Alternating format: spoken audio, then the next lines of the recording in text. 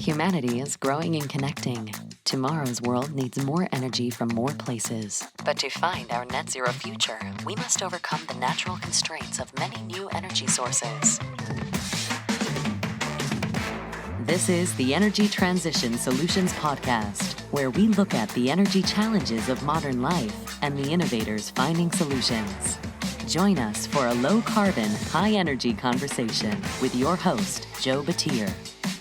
The views of the host are his own and should not be viewed as those of any business, corporation, or government entity.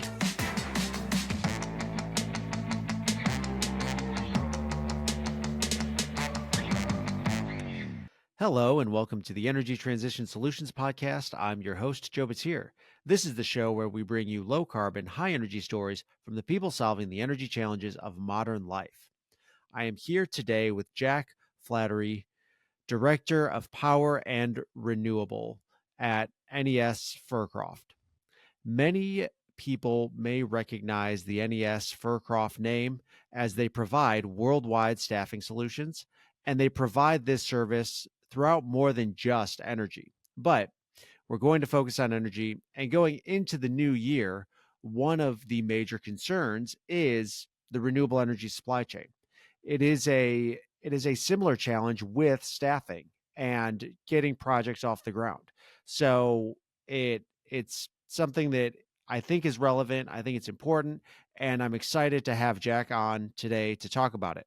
So let's jump in talking about staffing, how staffing can be a challenge for renewable energy growth, but also why it doesn't have to be. So Jack, thank you for joining me on the show today. If you would please share with me and the audience your background, a quick introduction to NES Fircroft, and please correct anything I got wrong in that introduction. Yeah, good stuff. Appreciate you having me on, Joe. So a quick introduction of me and my background. So my name's Jack Flaherty. I'm the Director of Power and Renewables here at NES Fircroft. My background for the last 15 years has been energy and engineering staffing. So supported a lot of the major utility projects all across the world. But I've been in the US for 11 years now. Spent some time in Texas, moved out to California, now based in Florida. Traditionally, it was focused on more kind of conventional and traditional power, and as the renewable market's grown and grown in the US and globally, it's been a huge focus of mine. So kind of quick overview of me. I'll tell you a little bit about kind of NES Fircroft, and happy to kind of digress a little bit more as the conversation goes on. But we're one of the largest energy and engineering staffing companies in the world. So we turn over around about $3 billion globally. We have a contract workforce of around 25,000. We have 80 offices globally, and we operate in about 45 different countries. And the main focus for that is energy and engineering, although we do have kind of some sub-sectors alongside that. So that's a kind of brief overview, if that works, Joe. Yeah, that's a great overview. And so today we're talking about staffing, and I think it's maybe a good part to start with that recently we have been having reports, and I have not kept up with the most recent, but kind of in recent times, the past few months, we have had the lowest unemployment reports coming from the US government, and basically saying we're almost in a labor shortage. We don't have people to go and work anymore. So I guess the point is to start off with, why are we talking about staffing if we're all employed? Yeah, it's a good question. I think specifically in the area kind of I operate in, which is in power and renewables, what we've seen, and I think what a lot of companies are seeing, is due to rapid growth within the US renewables market, it often, and certainly over the last 10 years, it's outpaced the development of a skilled workforce. I think there's a few reasons for that. What we tend to see is there's lack of training programs specifically to renewables. Utilities don't seem to be doing apprenticeship programs as much as they were a few decades ago. So what is happening is there's a kind of aging workforce that are nearing or at retirement age, and we don't seem to be seeing the influx at the entry level that we was Certainly when I first moved to the US 11 years ago, but it seems to be kind of evolving and evolving. There's a lot of geographical challenges when it comes to renewables specifically. A lot of these projects tend to be in quite remote parts of the US for obvious reasons due to the size. So if the local workforce or the local talent pools aren't able to support, you then need to fly people in from different locations, which adds another level of complexity to the supply chain. We've got a large part of the industry that has come from a fossil fuel burning power background. So there's a kind of evolution of their skill set that needs to happen, particularly as we look towards grid modernization and more products going towards kind of automation. I think all of those challenges kind of relate to the fact that projects are struggling to be completed due to lack of resources or lack of kind of know-how on how to do it. So the feedback that we're getting and the sense of in the market is that there is a huge skill shortage and the demand's only increasing. So trying to bridge that gap is really important. How we do that and the way we do that is really a conversation that I think a lot of companies are having, and we are having them too. Yeah, that is a really interesting point, because basically what I hear you saying is that even though as a big picture unemployment, we are doing really good in the US, having plenty of jobs out there.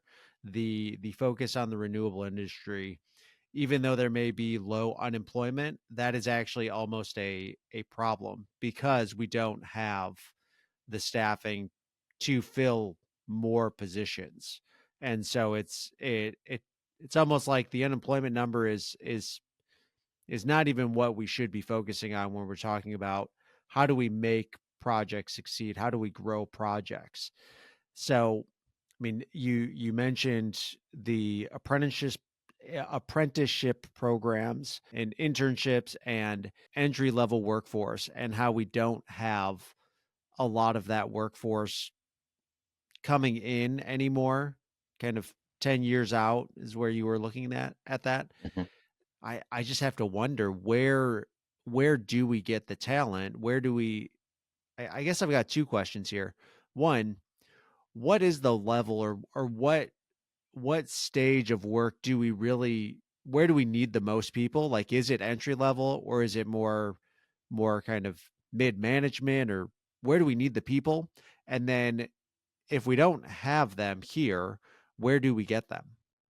Yeah, yeah, it's a very good point, and I think there's no clear answer. I would say to this. I think that the skill shortages in the US renewable energy market is not going to be fixed overnight. I think a lot of companies are looking to development of kind of new people coming into the industry, which is really important. We've seen this with some of the kind of IRA funding and apprenticeship programs they're trying to engage with. Um, what's clear is whatever companies are doing and whatever incentives there are, from our perspective, or what we're hearing in the industry, is it's not going to close that skill gap. Um, it's not going to bridge the skill gap in quick enough time to meet the demand for these projects. We're seeing such huge demand, particularly driven from data centers as we go through the kind of technology era, and as it evolves, particularly with AI, the demand for power is increasing drastically, and we simply don't have enough people in the industry getting into the industry. But equally, like to your second point, was we don't have enough skilled people. So what we've seen a lot of customers do is look within their global resources. I think we've seen it very well with a lot of the European developers and owner operators, where they've looked across their global employee headcount, particularly in areas that renewable industry may be a little bit more developed in certain parts of the world, where they can draw on that kind of more experienced workforce to come and support projects. Because it's really important to not only have people that want to be in the industry long term, but it's really important to make sure we meet these project deadlines in time, efficiently, and it's good for the industry to show that we kind of have that know-how. And I think that utilizing a global talent pool is something that a lot of our customers are relying on currently.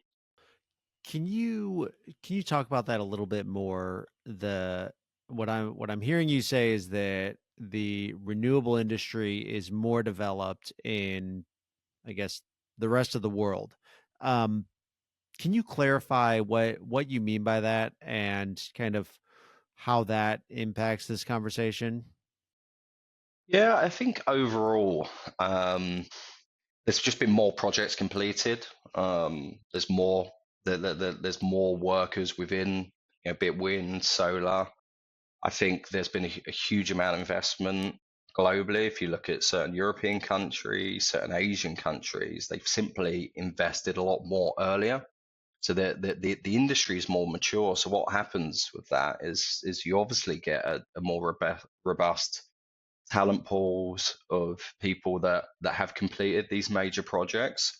Like always with this, these projects are difficult. Some of them, particularly the pioneering ones, there's a kind of trial and error element. So when you look at kind of European countries that are probably ahead of where the US is currently in a lot of those markets, they've um, they've seemed to be able to gain that experience, which is going to be vital for the US over the next years. We've also seen policy consistency. I think some countries have just remained with long-term policies. I think the workforce has developed too, as well. Obviously, there's been some kind of inconsistency with government incentives in the US that we all know about. So I think that's the major factors that we've seen is just the overall investment has created a more mature or experienced workforce.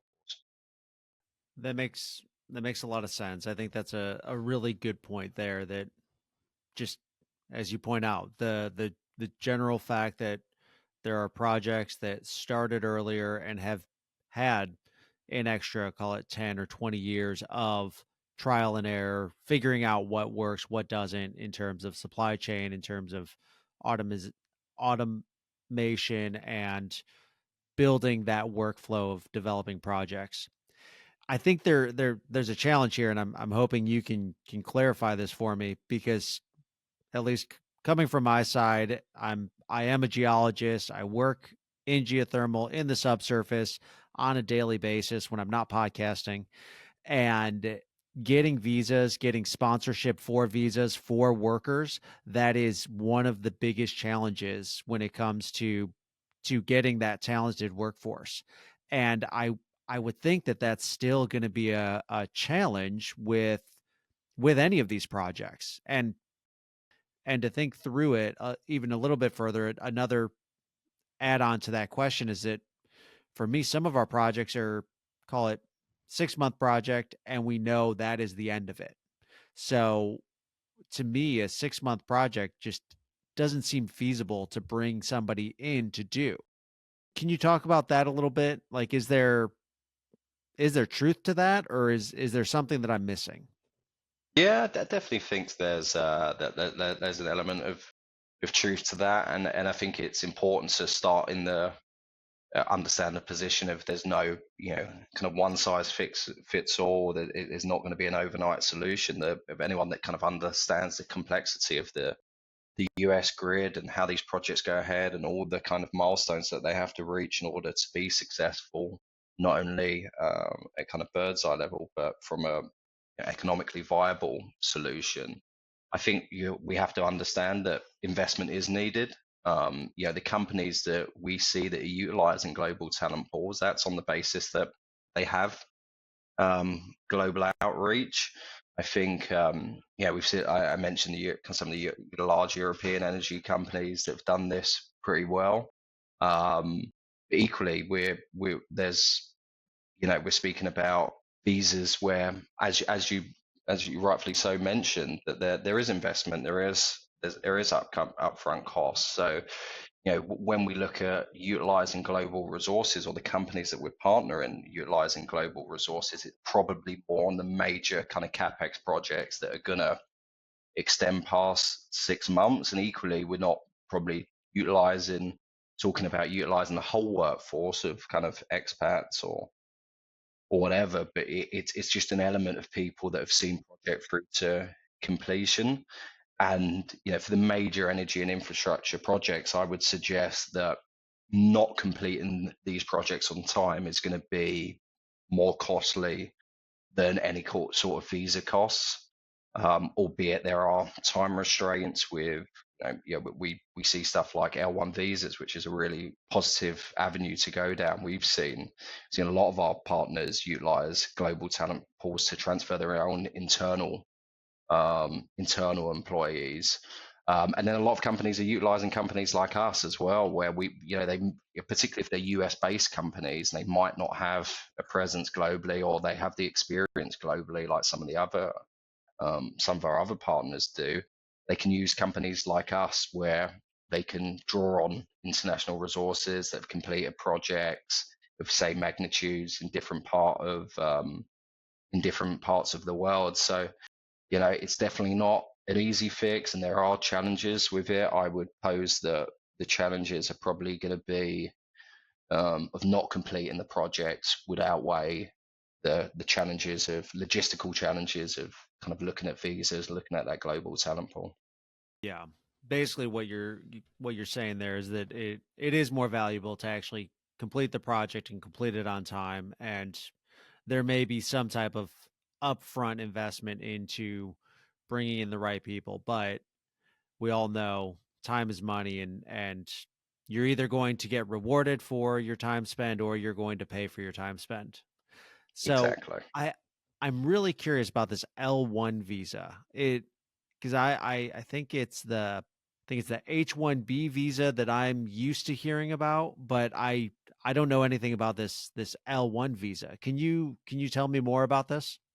Yeah, for sure. There's two L1 visas that are kind of commonly used within this industry. The first is L1A, which is for managers and executives. Holders can stay for up to 7 years, and it's just someone that has that managerial or executive experience. And then we see a lot of L1B visas in the US, which is employees with specialized knowledge, maybe specific renewable energy that's not commonly used in the US, and holders can stay for around about 5 years. So it is a long-term visa. It's important to kind of clarify that for companies that may be interested in this kind of solution. It is kind of an overarching commitment for internal. They don't have to say 5 years, but that's the focus that you should kind of enter in the agreement for any one candidate.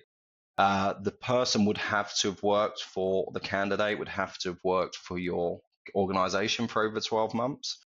So it has to be either an internal employee or someone that's worked for you for 12 months in the last 3 years. The main point of an L1 visa is to facilitate global mobility. It allows companies to transfer internal employees into US operations, basically, which um, allows kind of infusion, I guess, of global energy expertise.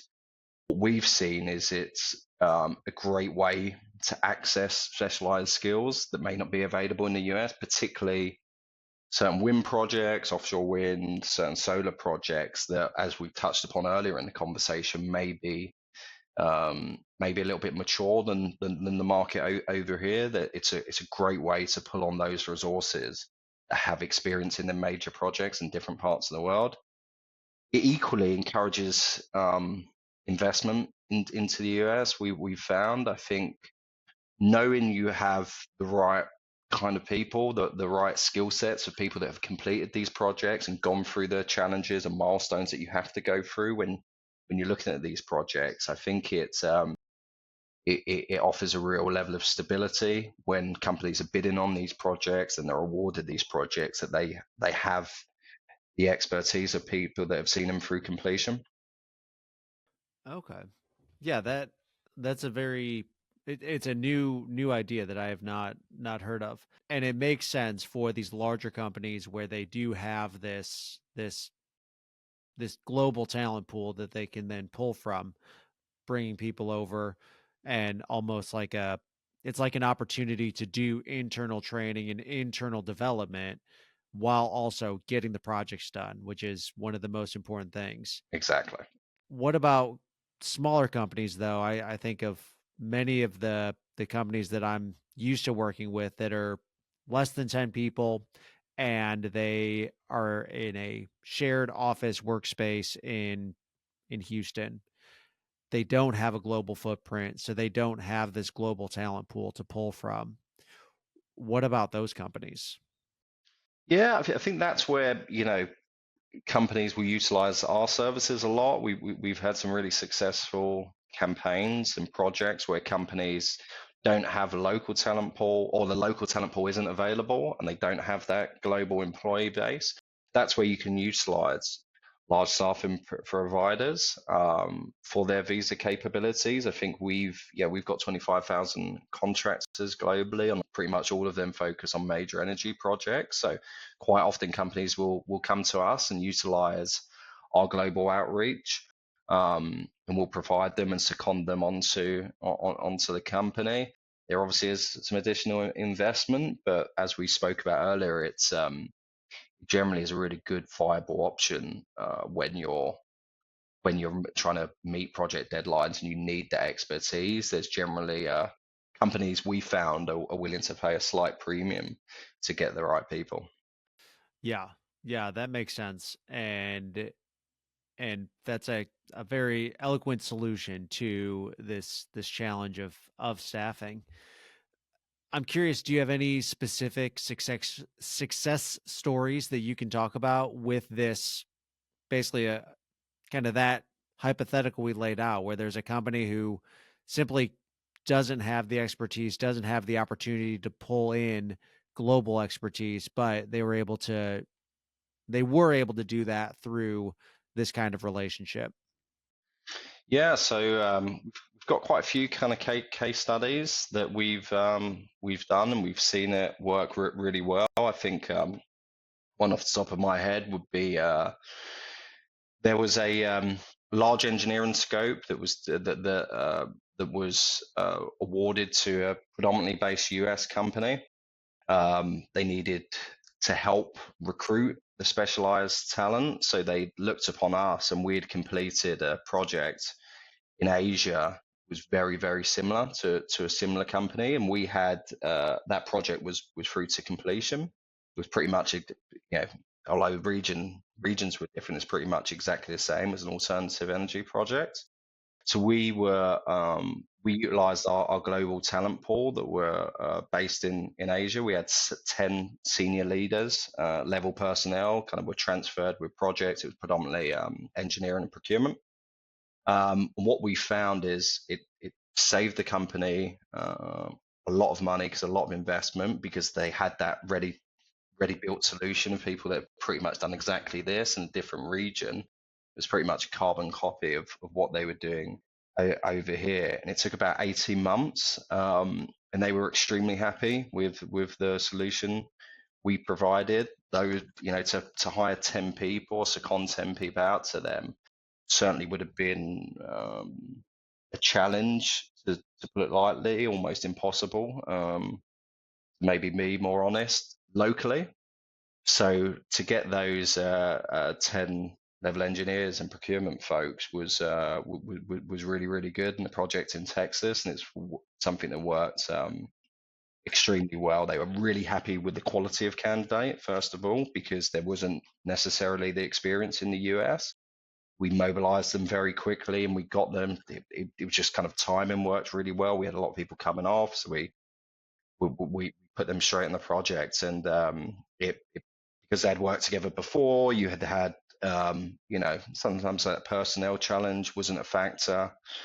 Disruption of project schedules and stuff like that wasn't an issue. So it was something that we've tried to replicate as much as possible and offer that as a client solution to a lot of our partners.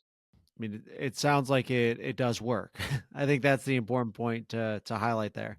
And I want to circle back and kind of talk through this other point that we've been dancing around, but it is important to highlight the fact that we are talking about renewable energy projects, and a lot of these renewable energy projects, they have this opportunity for tax credits for these clean energy projects, and those are a limited timeline. and potentially even a shorter timeline now.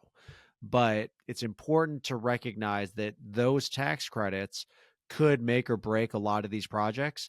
And if you don't have the right staff, if you can't get these projects moving fast enough, then you could miss out on the tax credits and you could jeopardize the entire project. So staffing and staffing risk is a real uncertainty that you have to recognize with these projects. Now Yeah. I recognize there's not a question there, but do you have any comment on that or anything you want to add?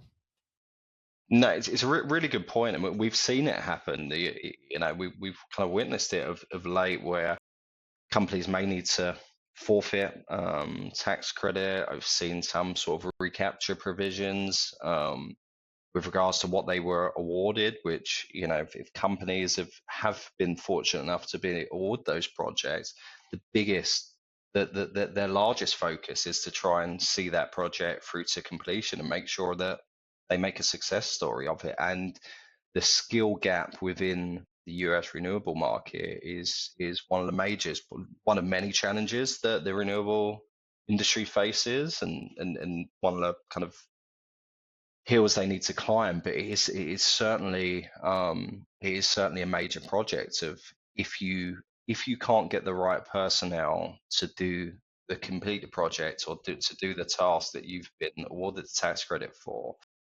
We've seen projects abandoned. We've seen jobs associated with those projects, when funding gets lost, are lost.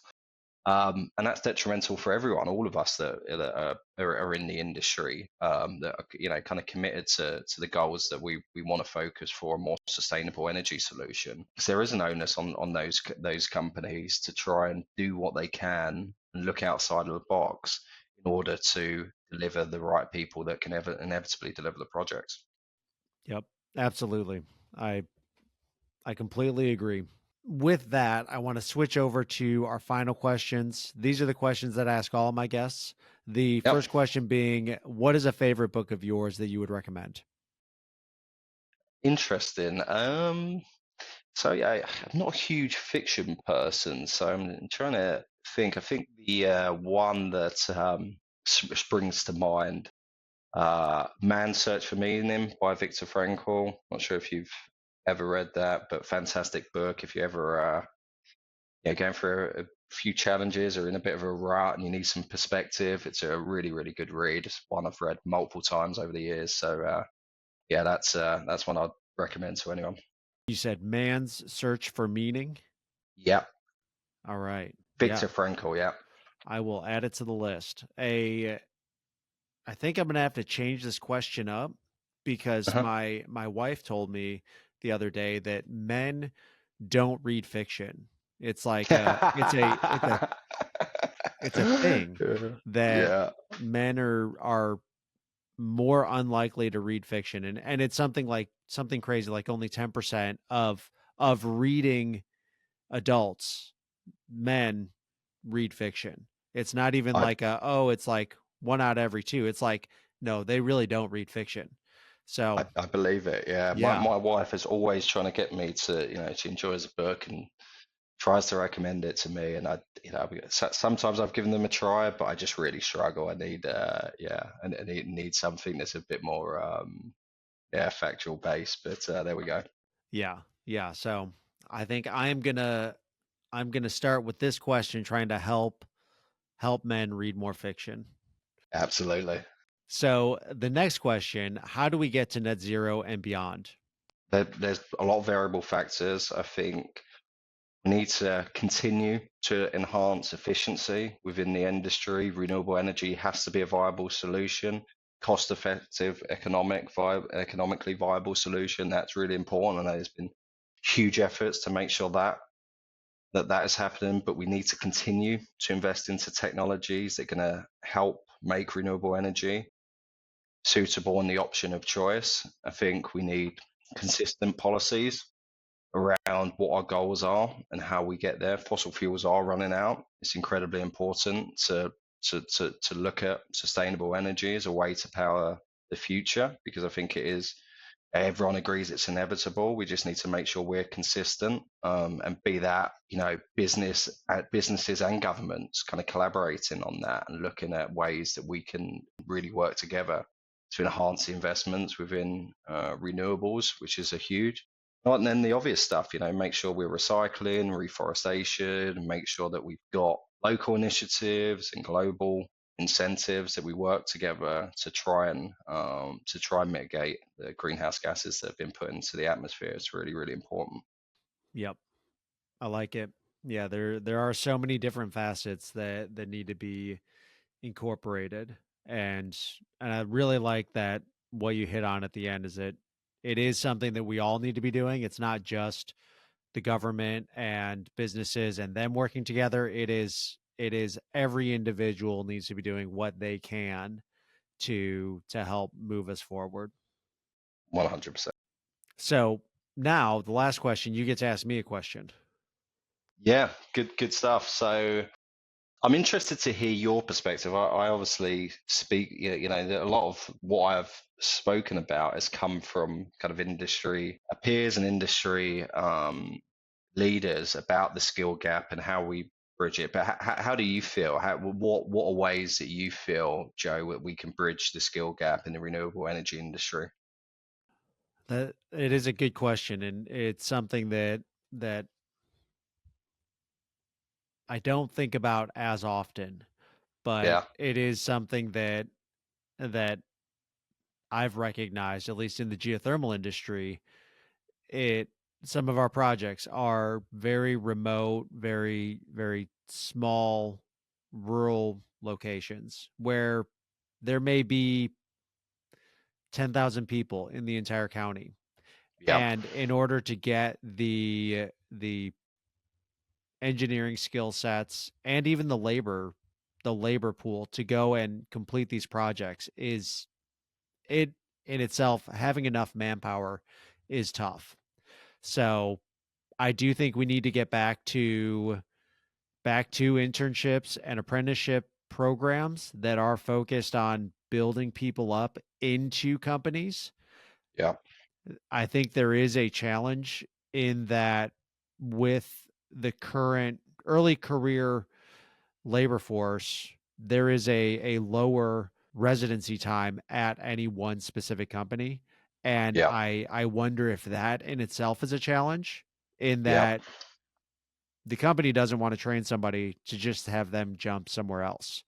But if we never train these people, then we're never going to have the proper skills to finish projects.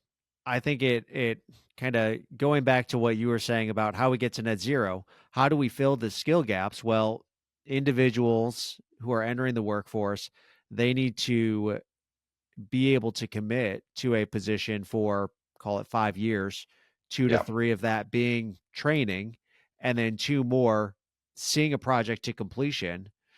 And companies need to be willing to invest in their early career workforce, and also recognize they may be a stepping stone for many of these early career people, because that's just what they are. And they need to somehow bake that into their business model and accept it and be ready and willing to be that role in the industry. I have intentionally danced around this conversation about unions as well, which yeah, that somebody pointed out recently that unionization, and that's where you have apprenticeships and where you have a long-term workforce, is part of these union workers. I think that's a point that unions are going to become a part of the conversation. And yeah, I don't know where and how, but I know that they they need a seat at the table, at least to discuss all of this. That's for my sure. answer.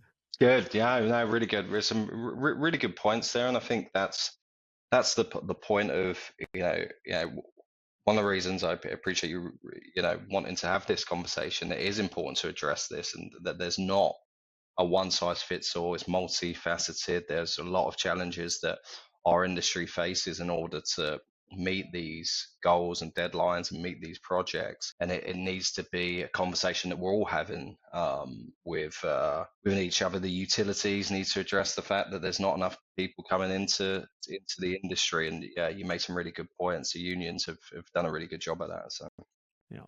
And I think another point to make here that is so important is the timeline. Like, yeah, even with training programs, we do have projects that have already started and are already behind. So we yeah, do need people doing these projects right now, somebody who can jump in and hit the ground running. And we're not going to have that by taking somebody fresh out of high school or fresh out of college and spending 2 years training them. So we yeah. do need we need multifaceted solutions. Yeah, So couldn't agree more. We're decades off of it. Even if we were to do all the right things now, the gap in skills is at least a decade away, if not more. So yep. Yep. Well, Jack, thank you so much for joining me on the show today. Before we sign off, is there anything else that you'd like to say? no, I really appreciate you having me on. Really enjoyed the conversation. So I appreciate it, Joe. Jack, thanks again. And thank you, everyone, for joining us on this episode of the Energy Transition Solutions Podcast. If you're enjoying the show, share it with a friend and leave a review telling me what you're enjoying most or what you'd like to hear more of. If you want more news and energy related stories, we have all sorts of energy related podcasts on OGGN. You can find them by connecting with us on LinkedIn or visiting the website. Finally, if you have any questions, comments, corrections, or have a story that you would like to share, send me an email. That email address is joe.batir@oggn.com. If you don't use email, find me on LinkedIn. And until next time, remember to keep it low carbon and high energy.